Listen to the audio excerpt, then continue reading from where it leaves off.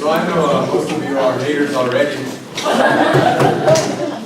just to recalibrate, we have Dr. Wheeler with How to Be a Hater.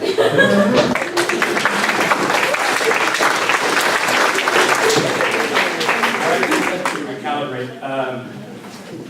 Whenever I was trying to think of a topic to do for the talk, whenever you see TED Talks, you always see the ones that are inspirational and try to push you to be better. And me knowing me, I was like, well, I'm not that person.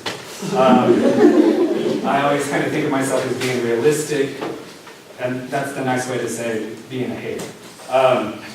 But when I say this is how to be a hater, it's not to promote negativity, and it's not what Brad was asking a moment. Am I just going to show Trump clips? That's how to be a racist. I'm going to show you how to be a hater, what it means to be a hater. Because if you're honest with yourself, it's not so much hating somebody for being them, it's understanding that you are missing something or you want something, and that hate comes from a place of self-introspection. And so, to talk about how to be a hater, the best way is to look at myself. Not saying that I'm a complete hater or I'm a master or anything like that, but there are times when I excel at it.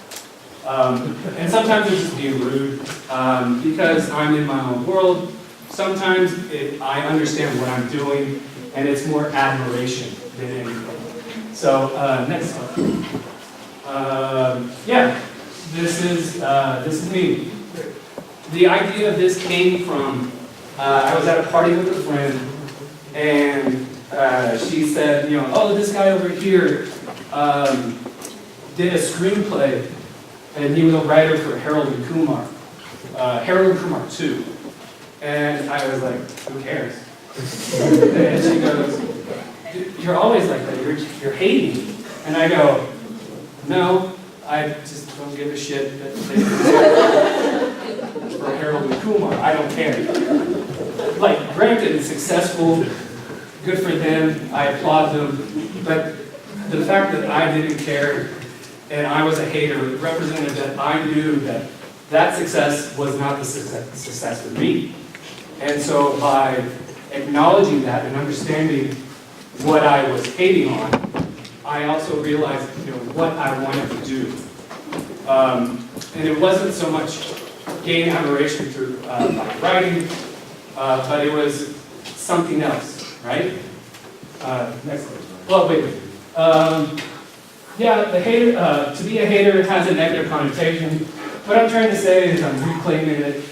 To be a hater is also an understanding of who you are as a person. It's not just straight negativity. It's an understanding of what you lack. So if I say, for example, I hated your presentation. Your manner in which you presented it, hated it. Your message, awful. Hated it. Don't do that. I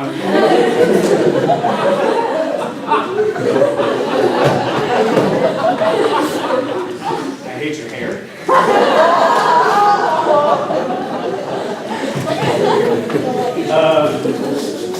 So that being said, there are various types of hate, and we're going to kind of look at those various aspects. We often toss around the word hate, and we don't mean it. Like, I do not mean I hate her hair. I loved your presentation. It was incredible. I won't say it. You have a great aura walking on stage. It comes natural. I envy that, and so sometimes I will say, I hate it. I hate it because it's so good. But there are also other forms of hate. You got mild, annoying hate, where something happens and you go, man, I hate that. Oh, I hate Mondays. Man, it's mildly annoying, right? That's a form of hate. But we still toss around. We also have moderate to super annoying. Like you might say, man, I really hate that person. It's not really hate, though. It's annoyance.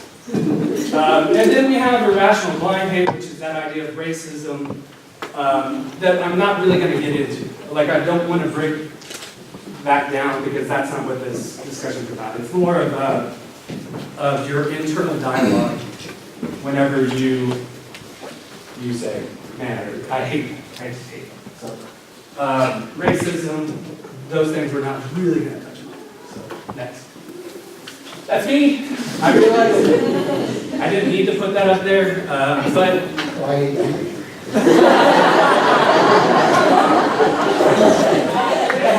that?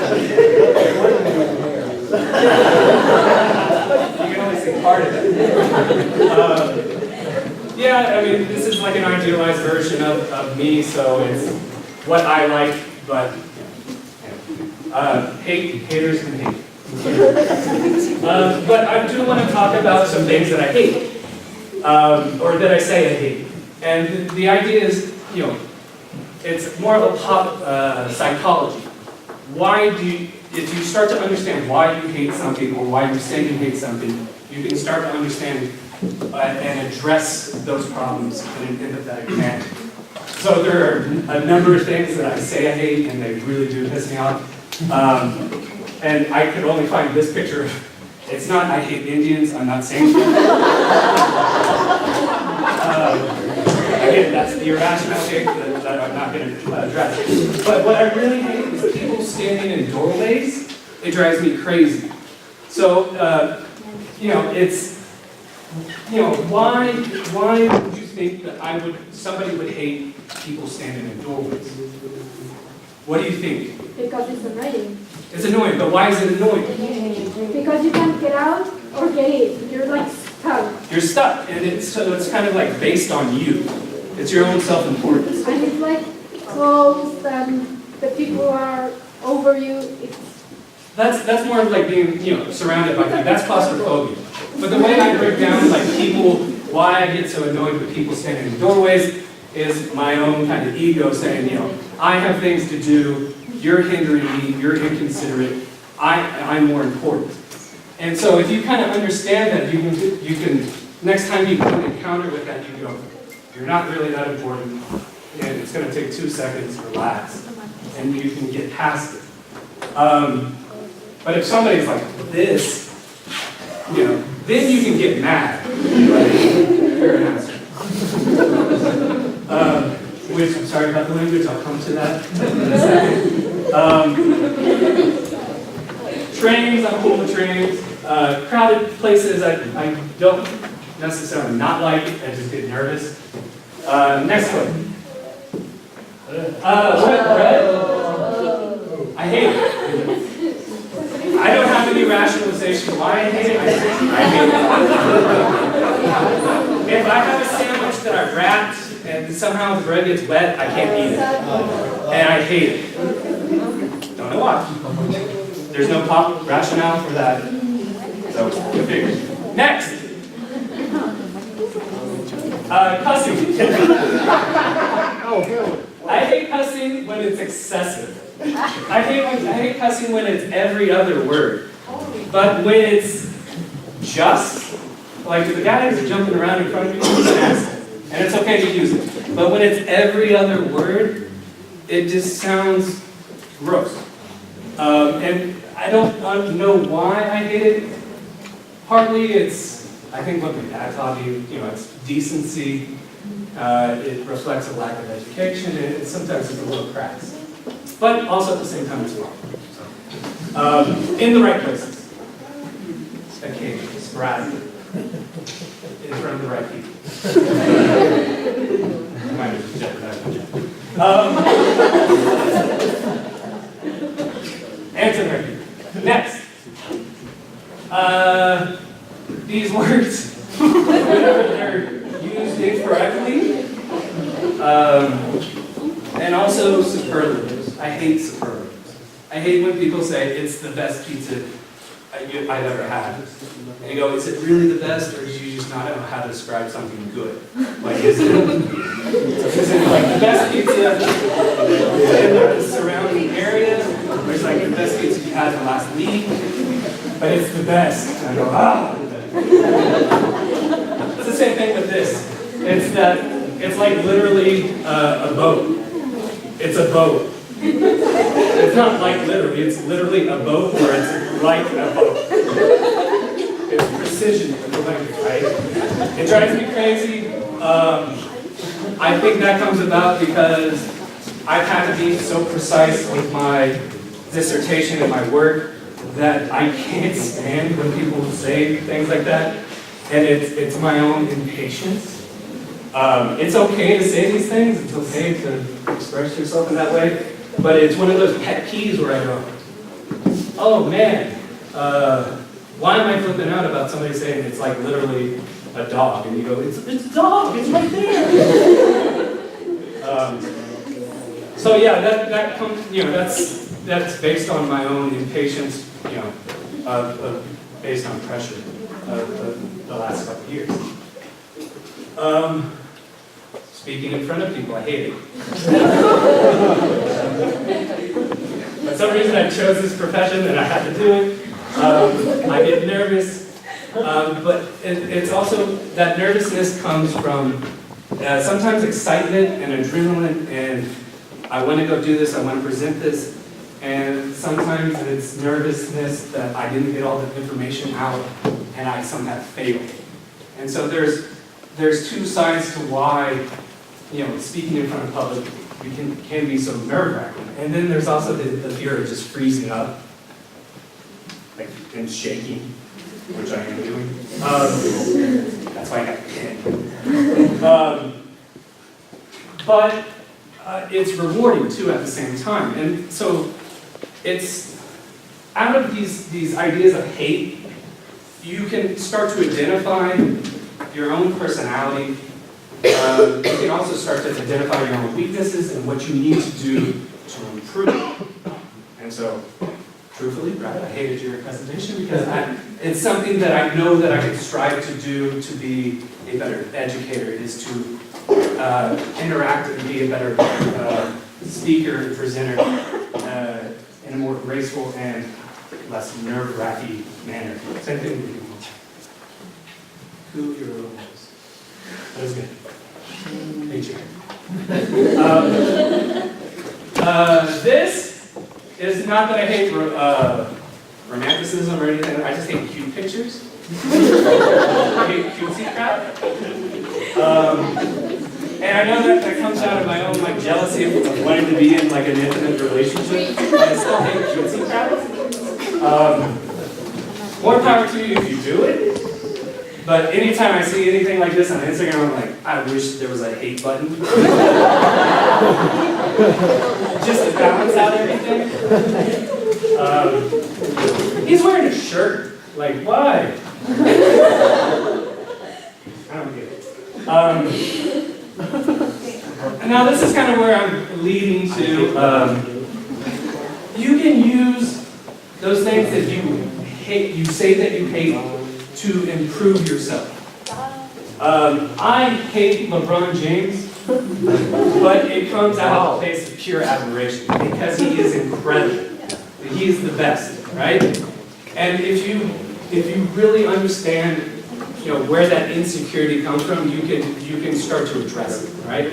And so from LeBron James and my hate, you can say, okay, what makes LeBron James a great athlete? What are the things that he does that I can implement in my life to make myself a better such and such? I can't grow 8 more inches. My knees suck. So there's another thing. But there's still things that he does and implements every day that you can do and you can model after and improve yourself, right? And address those kind of insecurities that create that sentiment of hate, right?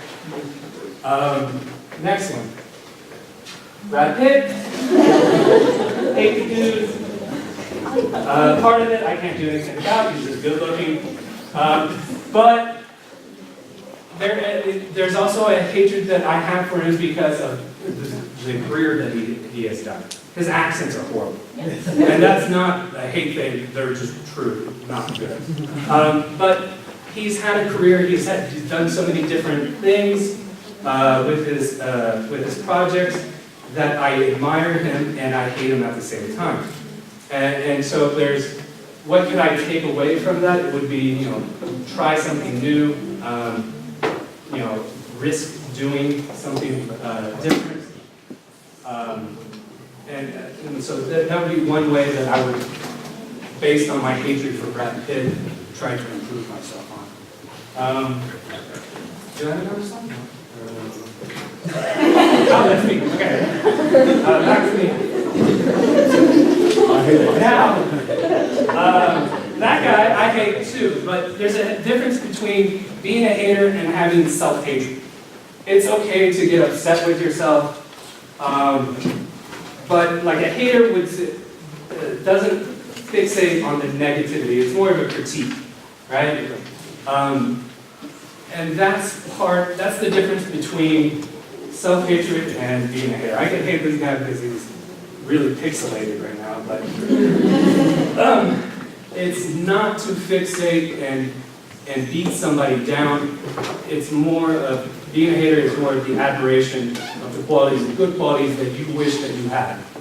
And so it's okay to be afraid, it's okay to make mistakes and acknowledge that you should do better or that you could have done certain things better. I don't know where I was going with that thought. I don't know. Coping. Coping is not just simply saying, okay, forgive and forget. It's a whole process. It's acknowledging your feelings. I'm going to say same thing. Acknowledge your feelings. Try to explore and expand and investigate why you would say, I hate that person or I hate this thing. And through that, you can start to cope, you can start to fix and improve and address what you think in some ways are your own insecurities. So learn to forgive and forget. It's vital for overcoming hatred. Maybe. It's hard. It's hard, especially if we're talking about a different, more institutionalized case. As is the ability to admit that the negative emotions take serious emotional, physical toll. That being said, it is perfectly okay whenever you are critiquing yourself to understand that you've done the best that you can and you can't do anything else about it. And what you need to do is just set it aside, come back to it, rinse and repeat. So yeah, explore your own hate. Those little manias, those little things that tick you off, explore why they do it. And maybe it's impatience in your character that you can address. Ask yourself, is it out of jealousy? Is it out of insecurity? Is it out of fear or doubt? Those are valid feelings.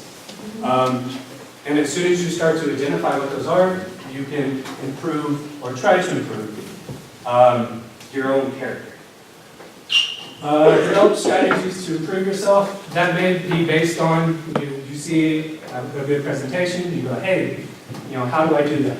What did you do? Did you practice in the mirror? Learn from those people that you hate and start to model yourself in one way or another. The other thing is don't fester on the negativity. Think of it more as a criticism or critique and try to figure out a way to solve that problem. Again, don't accept the problem for what it is. Try to think of another way to get around it. And ultimately, if there is no solution, be okay with the fact that everybody's flawed. LeBron James is not perfect. He may be a perfect basketball player, but there are other things that you might say he